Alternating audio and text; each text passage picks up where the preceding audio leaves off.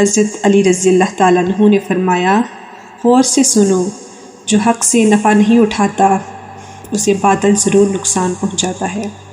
حضرت علی رضی اللہ تعالیٰ عنہ نے فرمایا، جسے ہدایت سیدھے راستے پر نہ چلا سکی اسے گمراہی سیدھے راستے سے ضرور ہٹا دے گی۔ حضرت علی رضی اللہ تعالیٰ عنہ نے فرمایا، جو جان بوجھ کر محتاج بنتا ہے وہ محتاج ہی ہو جاتا ہے۔ حضرت علی رضی اللہ تعالیٰ عنہ نے فرمایا، جو بلا اور آزمائش کے لیے تیاری نہیں کرتا جب اس پر آزمائش آتی ہے تو وہ صبر نہیں کر سکتا۔ حضرت علی رضی اللہ تعالیٰ عنہ نے فرمایا، جو کسی سے مشورہ نہیں کرتا اسے ندامت اٹھانی پڑتی ہے۔ حضرت علی رضی اللہ تعالیٰ عنہ نے فرمایا، اسے مت دیکھو کہ کون بات کر رہا ہے بلکہ یہ دیکھو کہ کیا بات کر رہا ہے۔ حضرت علی رضی اللہ تعالیٰ عنہ نے فرمایا، ہر بھائی چارہ ختم ہو جاتا ہے، صرف وہی بھائی چارہ باقی رہتا ہے جو لالچ کے بغیر ہو۔ حضرت علی رضی اللہ تعالیٰ عنہ نے فرمایا، توفیق کی خداوندی سب سے بہترین قائد ہے اور اچھے اخلاق بہترین ساتھی ہیں۔ عقل مندی بہترین مزاحت ہے، اس میں ادب بہترین معراج ہے، اور عجب و خود پسندی سے زیادہ سخت تنہائی اور وحشت والی کوئی چیز نہیں۔ حضرت علی کرم اللہ تعالی وجہ الکریم نے فرمایا، اللہ کی قسم، اہل حق کا اکٹھا ہونا ہی اصل اکٹھا ہونا، چاہے وہ تعداد میں کم ہو، اور اہل باطل کا اکٹھا ہونا حقیقت میں بکھر جانا ہے، چاہے وہ مقدار میں زیادہ ہوں۔ حضرت علی رضی اللہ تعالیٰ عنہ نے فرمایا، بے شک مومن تو ایسے لوگ ہیں کہ ایک دوسرے سے محبت کرنے والے ہوتے ہیں اگرچہ ان کے وطن اور جسم دور ہوں، اور منافقین ایسے لوگ ہیں جو ایک دوسرے کو دھوکہ دینے والے ہوتے ہیں۔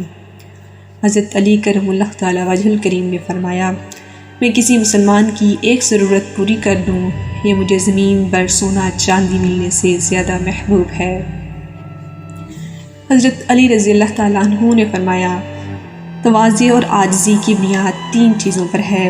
آدمی جس سے بھی ملاقات کرے اسے سلام میں پہل کرے، اور مجلس کی اچھی جگہ کی بجائے ادنیٰ جگہ میں بیٹھے، اور دکھاوے اور شہرت کو برا سمجھے۔ حضرت علی رضی اللہ تعالیٰ عنہ نے فرمایا، جو آدمی بھی اللہ پر بھروسہ کرے اور سمجھے کہ اللہ تعالیٰ جو حالت بھی اس کے لیے پسند فرماتے ہیں وہ خیر ہی ہے، تو اللہ کی طرف سے بھیجی ہوئی حالت کے علاوہ کسی اور حالت کی کبھی تمنا نہ کرے گا، اور یہ کیفیت رضا قضا کے مقام کے آخری درجہ ہے۔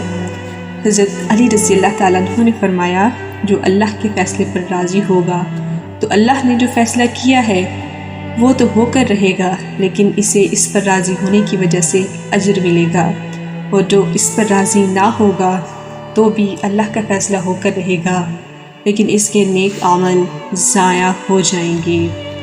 حضرت علی رضی اللہ تعالیٰ عنہ نے فرمایا، زبان سارے بدن کی اصلاح کی بنیاد ہے، جب زبان ٹھیک ہو جائے تو سارے اعضاء ٹھیک ہو جاتے ہیں، اور جب زبان بے قابو ہو جاتی ہے تمام اعضاء بے قابو ہو جاتے ہیں۔ حضرت علی رضی اللہ تعالیٰ عنہ نے فرمایا، اپنا بید اپنے تک محفوظ رکھو اور کسی پر ظاہر نہ کرو، کیونکہ ہر خیر خواہ کے لیے کوئی نہ کوئی خیر خواہ ہوتا ہے۔ حضرت علی رضی اللہ تعالیٰ عنہ نے فرمایا، میں گمراہ انسانوں کو دیکھا ہے کہ وہ کسی آدمی کو بے داغ صحیح نہیں رہنے دیتے۔ حضرت علی رضی اللہ تعالیٰ عنہ نے فرمایا، میں نے ایسی کوئی چیز نہیں دیکھی جو جنت جیسی اور پھر بھی اس کی حاصل کرنے والا سویا ہو، اور نہ ہی ایسی کوئی چیز دیکھی ہے جو جہنم جیسی ہو اور پھر بھی اس سے بھاگنے والا سوتا رہے۔ حضرت علی رضی اللہ تعالیٰ عنہ نے فرمایا، جہاد کی 3 قسمیں ہیں، ایک ہاتھ سے جہاد کرنا، دوسرا زبان سے جہاد کرنا، تیسرا دل سے جہاد کرنا۔ سب سے پہلے ہاتھ والا جہاد ختم ہوگا، پھر زبان والا ختم ہوگا، پھر دل والا۔ تو دل کی یہ کیفیت ہو جائے کہ یہ نیکی کو نیکی نہ سمجھے اور برائی کو برائی نہ سمجھے تو اسے اندھا کر دیا جاتا ہے، یعنی اس کے اوپر والے حصے کو نیچے کر دیا جاتا ہے، پھر خیر اور نیکی کا جذبہ اس میں نہیں رہتا۔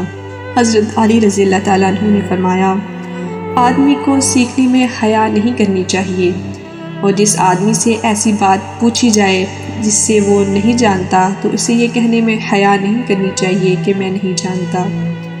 حضرت علی رضی اللہ تعالیٰ عنہ نے فرمایا، علم مال سے بہتر ہے۔ علم تمہاری حفاظت کرتا اور مال کی حفاظت تمہیں کرنی پڑتی ہے۔ علم عمل کرنے سے بڑھتا ہے اور مال خرچ کرنے سے گھٹتا ہے۔ عالم کی محبت دین ہے جس کا اللہ کے ہاں سے بدلہ ملے گا۔ علم کی وجہ سے عالم کی زندگی میں اس کی بات مانی جاتی ہے اور اس کے مرنے کے بعد اس کا اچھائی سے تذکرہ کیا جاتا ہے۔